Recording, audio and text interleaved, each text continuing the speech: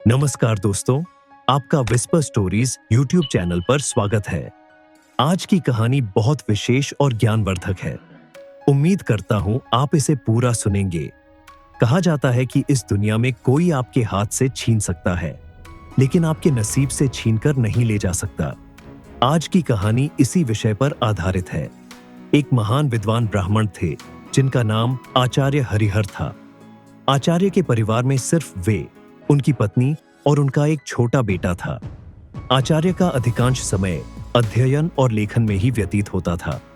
उन्होंने कई महत्वपूर्ण पुस्तकें और ग्रंथों की रचना की थी, परंतु अपने लेखन और ज्ञान में इतने व्यस्त रहते थे कि अपने इकलौते पुत्र सार्थक पर ध्यान देने का समय ही नहीं मिल पाता था। एक दिन आचार्य की पत्नी ने उनसे कहा, क्या आपको अपने इकलौते पुत्र से कोई प्रेम ममता है या नहीं? पूरे दिन आप बस अध्ययन और लेखन में ही व्यतीत करते हैं। आचार्य ने उत्तर दिया, मेरे पास इन भावनाओं के लिए समय कहाँ है। आचार्य जी विद्वानों के बीच बहुत प्रतिष्ठित थे और राजा के दरबार में भी उनका बहुत सम्मान था। राजा ने कई बार उन्हें अपने दरबार में सलाहकार बनने के लिए अनुरोध किया था, लेकिन आचार्य हमेशा यह कहकर इनकार कर देते थे कि महाराज, आपकी सेवा में आने पर मुझे आपकी चापलूसी करनी पड़ेगी, जो मैं नहीं कर सकता। दूसरी तरफ उनका पुत्र सार्थक अपनी मां की अत्यधिक लाड प्यार में बिगड़ गया था।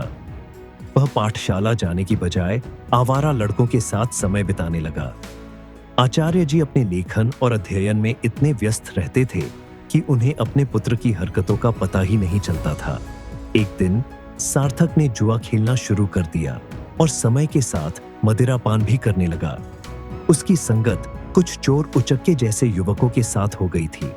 एक दिन सार्थक अपने चोर दोस्तों के साथ मंदिर में चोरी करने के लिए जाता है, और जब वे तीनों मंदिर में चोरी कर रहे थे, तभी एक पहरेदार ने उन तीनों को चोरी करते हुए पकड़ लिया और उन्हें सीधे राजा के पास ले गए।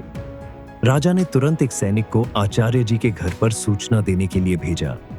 सैनिक ने जाकर कहा, आचार्य जी, आपका बेटा राजमहल में है, उसे मंदिर में चोरी करते हुए पकड़ा गया है। यह सुनकर आचार्य जी ने कहा, ओ ये क्या, मेरे मुंह पर काली खपत लग गई। अब मैं किसी को क्या मुंह दिखाऊंगा। उनकी पत्नी ने कहा, महाराज, आपका बहुत सम्मान करते हैं, आप चाहे तो उससे माफी मिल सकती है। आचार्य जी ने उत्तर दिया, नहीं, मैं एक अपराधी की सिफारिश कर नहीं करूंगा, यह भी एक अपराध है। उसकी पत्नी ने धमकी दी, अगर आप राजा के पास नहीं जाएंगे तो मैं अपनी जान दे दूंगी। इस प्रकार आचार्य जी ने अपने सिद्धांतों के आगे झुकने से इनकार कर दिया, और यही उनके व्यक्तित्व की महानता को दर्शाता है। आचार्य ने भारी मन से कहा, ओह, तुम्हारी इस जिद की वजह से मुझे राजा के पास जाना ही पड़ेगा। पत्नी की बात मानकर अनिच्छा के बावजूद वे राजमहल पहुंचे। दरबार में उन्होंने राजा से निवेदन किया, राजन, मेरा पुत्र अभी नाबालिग है, उसे क्षमा कर दीजिए। राजा ने गंभीरता से जवाब दिया, यदि ऐसी बात है तो आपको राज दरबार में सभी के सामने मुझसे सार्वजनिक रूप से माफी मांगनी होगी, तभी मैं आपके बेटे को माफ कर सकता हूं। आचार्य ने सिर झुकाकर कहा, ठीक है राजन, मैं भरे दरबार में आपसे अपने बेटे के लिए क्षमा याचना करता हूं। आचार्य की इस विनती पर राजा ने उनके बेटे को इस शर्त पर माफ कर दिया कि भविष्य में वह कोई अपराध नहीं करेगा। परंतु इस घटना के बाद आचार्य जी की प्रतिष्ठा में धक्का लग गया। वे जहां भी जाते, लोग उनसे कहते, आचार्य का बेटा चोर और उचक्के है। ये सब सुनकर आचार्य जी को बहुत दुख होता। इस अपमान और बेइज्जती के चलते आचार्य जी अब बीमार रहने लगे। उनके स्वास्थ्य पर इसका गहरा असर पड़ा। बेटा तो घर आ गया, लेकिन चोरी की उसकी आदत गई नहीं। उसने आचार्य जी की किताबें उठाकर बेचना शुरू कर दिया। एक दिन आचार्य जी ने पूछा, मेरी पुस्तकें कहाँ गई? तो बेटे ने लापरवाही से कहा, पिताजी, मैंने घर का कूड़ा कचरा साफ कर दिया। आचार्य क्रोधित होकर बोले, अरे निकम्मे, तूने मेरा सर्वनाश कर दिया। बेटा उसे स्वर में बोला, आप तो हमेशा मुझे कोसते ही रहते हैं। मुझे लगा वे किताबें किसी काम की नहीं, इसलिए मैंने उन्हें बेच दिया। आचार्य जी ने उसे ज्यादा कुछ कहा नहीं। समय बीतने के साथ साथ आचार्य की बीमारी और गंभीर होती गई। वे चिंतित थे कि उनके बाद उनकी पत्नी और आवारा बेटे का क्या होगा। वे बीमार थे, फिर भी एक महत्वपूर्ण ग्रंथ की रचना कर रहे थे। वे सोचते थे, मैं यह ग्रंथ पूरा करके ही मरूंगा। एक दिन उनका यह ग्रंथ पूरा हो गया। उन्होंने सोचा, मेरा ग्रंथ तो पूरा हो गया है, लगता है मेरे जीवन के दिन भी पूरे हो गए हैं। उस दिन उन्होंने अपने बेटे को पास बुलाया और कहा, बेटा, अभी भी समय है, तुम संभल सकते हो, अपने आप को काबिल बना सकते हो। उन्होंने अपना लिखा हुआ ग्रंथ बेटे को देते हुए कहा, बेटा, तुम्हारी बर्बादी मेरी ही लापरवाही का नतीजा है। यह अमूल्य ग्रंथ संभाल कर रखो, तुम्हें देने के लिए मेरे पास कुछ और नहीं है। सार्थक ने वह ग्रंथ की पोथी अपने पास रखी, परंतु मन ही मन वह सोच रहा था, मैं इस पोथी का क्या करूंगा? मुझे पढ़ना लिखना तो आता ही नहीं। अगर पिताजी ने कुछ पैसे देते तो बात भी थी। अगले दिन सुबह आचार्य का देहांत हो गया। उनकी मृत्यु के बाद उनके परिवार पर मानो दुखों का पहाड़ टूट पड़ा था, परंतु सार्थक को इस बात की कोई चिंता नहीं थी। वह तो अपने पिताजी के सामान में धन की तलाश करने लगा। पिताजी ने मेरे लिए एक कोड़ी भी नहीं छोड़ी। सार्थक निराश होकर बैठ गया। कुछ समय और बीता तो मां बेटे की हालत इतनी खराब हो गई कि खाने के भी लाले पड़ने लगे। एक दिन मां ने तंग आकर बेटे से कहा, बेटा, कुछ काम धंधा करके लाओ, नहीं तो हम भूख मर जाएंगे। सार्थक ने उदास मन से जवाब दिया, मां, मुझ जैसे अनपढ़ और बदनाम को कौन काम देगा? यह सुनकर मां ने सोचा, क्यों ना मैं राजा के पास जाऊं। मेरे पति का राजा बहुत सम्मान करते थे, शायद वह हमारी मदद कर दे। यह सोचकर वह राज दरबार पहुंची और राजा से गुहार लगाई, महाराज, हम भूखों मर रहे हैं, हमारी मदद कीजिए। राजा ने खड़े स्वर में कहा, क्या मदद? तुम्हारे पति को मैंने बहुत बार सलाहकार बनने के लिए अनुरोध किया था, लेकिन आचार्य हमेशा यह कहकर इनकार कर देते थे कि महाराज, आपकी सेवा में आने पर मुझे आपकी चापलूसी करनी पड़ेगी, जो मैं नहीं कर सकता। राजा ने कहा, तुम्हारा बेटा अब कमाने लायक है, मैं तुम्हारी कोई मदद नहीं कर सकता। निराश होकर मां घर लौट आई। घर पहुंचकर सार्थक ने मां को अपने पिता की दी हुई पोथी दिखाते हुए पूछा, मां, पिताजी ने यह पोथी मुझे क्यों दी? मां ने दुखी स्वर में कहा, बेटा, यह तेरे पिता की ज्ञान की आखिरी निशानी है। सार्थक ने उस पोथी को पढ़ने की कोशिश की, पर वह उसके लिए काला अक्षर भैंस बराबर थी।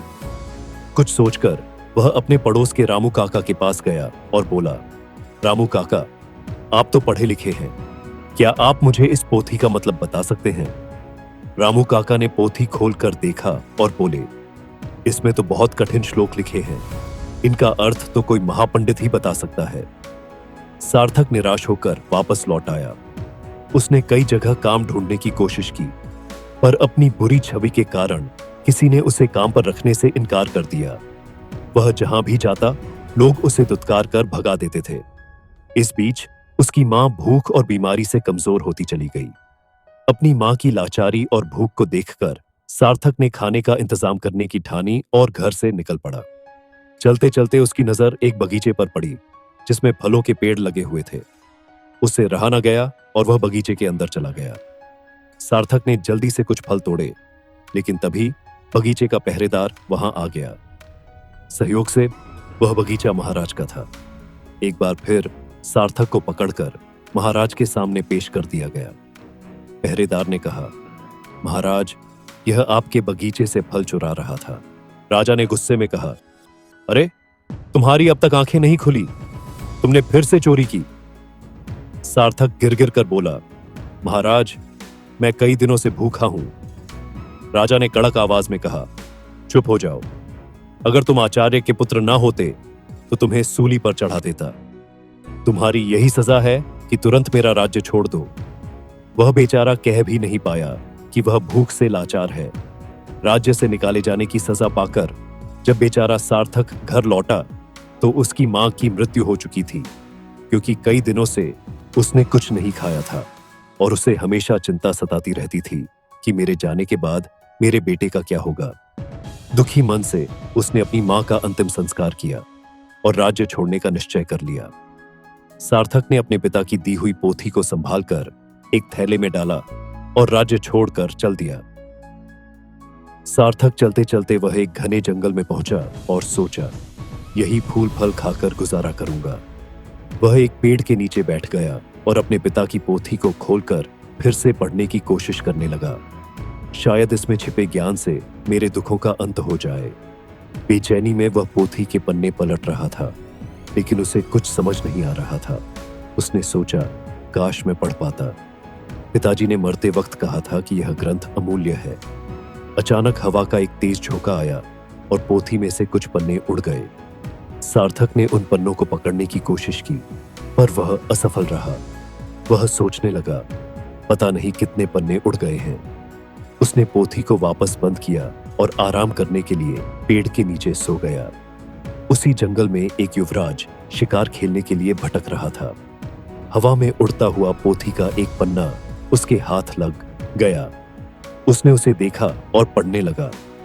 किसी ने सुंदर हस्तलिपि में संस्कृत का श्लोक लिखा है, किंतु मैं संस्कृत नहीं जानता। कुछ सोचकर युवराज ने वह पन्ना अपनी जेब में रख लिया और शिकार की तलाश में आगे बढ़ गया। तभी उसकी नजर एक हिरण पर पड़ी और वह उसका पीछा करने लगा। हिरण अपनी जान बचाने के लिए एक प्राचीन मंदिर की दिशा में भागा और युवराज उस प्राचीन मंदिर में दाखिल हो गया। जंगल के बीच में यह एक प्राचीन मंदिर था, जहां कुछ वनवासी पूजा कर रहे थे। उनका पुजारी कह रहा था, भाइयों, देवी को प्रसन्न करने के लिए हमें नौजवान युवक की बलि देनी होगी। तभी युवराज ने मंदिर में प्रवेश किया।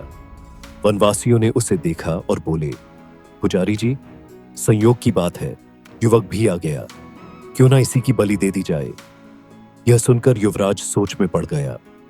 अगर मैंने इन्हें अपना असली परिचय दे दिया तो यह मुझे अवश्य ही बलि पर चढ़ा देंगे, क्योंकि यह शत्रु देश के राजा का है। वनवासियों ने युवराज को रस्सी से बांध दिया। तब युवराज ने कहा, पुजारी जी, मैं एक नीच कुल की संतान हूं। मेरी बलि देने से देवी अपवित्र हो जाएंगी।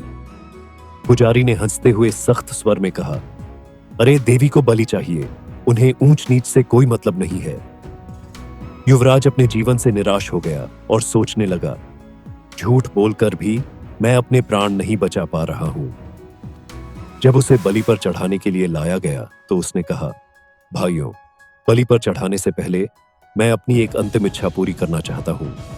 मेरी जेब में एक भोजपत्र है, क्या कोई उसे पढ़कर उसका अर्थ बता सकता है? मेरी यही अंतिम इच्छा है। पुजारी ने कहा, अवश्य, लाओ, मैं तुम्हें उसका अर्थ बताता हूं। पुजारी ने उस ग्रंथ के पन्ने को अपने हाथ में उठाया और कहने लगा, इस भोजपत्र पर 2 श्लोक अंकित हैं। पहले का अर्थ है, एक झूठ कई झूठों को जन्म देता है और झूठा व्यक्ति अंततः मुसीबत में फंस जाता है। दूसरे श्लोक का भावार्थ है, किसी के प्राण लेना सरल है, परंतु किसी को जीवन देना अत्यंत कठिन है। युवराज यह सुनकर फूट फूट कर रोने लगा। पुजारी ने उससे पूछा, तुम रो क्यों रहे हो? युवराज ने रोते हुए कहा, यह दोनों श्लोक मुझ पर ही चरित्रालु होते हैं। यह सुनकर वनवासियों को अपनी गलती का एहसास हुआ। उनमें से एक आगे बढ़कर बोला, पुजारी जी, यह युवक सच कह रहा है, हमें इसे जबरदस्ती बलि पर चढ़ाने का कोई अधिकार नहीं है। तब वनवासियों ने युवराज को मुक्त कर दिया। पुजारी ने कहा, जाओ नौजवान, इस श्लोक ने हमारी आंखें खोल दी हैं। हम आज के बाद देवी को किसी जीव की बलि नहीं चढ़ाएंगे। युवराज, जिसका नाम यंस था, उसने उनका धन्यवाद किया और महल की ओर चल दिया। लौटते समय वह विचारों में खोया हुआ था और सोच रहा था, यह भोजपत्र कितने अनमोल है। इन्होंने मेरे प्राण बचाए। हो सकता है ऐसे सुंदर उपदेशों वाले और भी पन्ने हों। महल वापस पहुंचकर युवराज ने अपने पिता के चरणों में प्रणाम किया और कहा, पिताजी, आपने मुझे शिकार खेलकर जीवों की हत्या करने से मना किया था। मैंने आपसे झूठ बोलकर शिकार खेलने गया था और मुसीबत में फंस गया, परंतु इन श्लोकों ने मेरे प्राण बचा लिए। फिर युवराज ने राजा रुद्र प्रताप को अपनी आप बीती सुना दी। उसने कहा, ऐसे श्लोक जो दूसरों को अहिंसा की शिक्षा देते हैं और जिन्होंने मेरे प्राण बचाए, मेरे लिए हजारों मोहरों के बराबर हैं। पिताजी, इस भोजपत्र पर पन्नों की संख्या 3 लिखी है। यह किसी अनमोल पोथी के हिस्से है। राजा रुद्र प्रताप ने यह सुनकर अपने कुछ सैनिक को बुलाया और उन्हें भोजपत्र दिखाते हुए आदेश दिया, जो भी ऐसे श्लोकों से सजे भोजपत्र खोज कर लाएगा उसे ऊंचा पद और पुरस्कार भी दिया जाएगा। दूसरी ओर आचार्य जी का बेटा सार्थक महीनों जंगलों में भटकता रहा। भटकते भटकते वह राजा रुद्र प्रताप के राज्य में आ पहुंचा। नगर में आकर भी उसने कई लोगों से सहायता मांगी, परंतु हर कोई उसे दुत्कार कर भगा देता था, क्योंकि इतने दिनों से भटकते भटकते सार्थक एक भिखारी जैसा दिखने लगा था।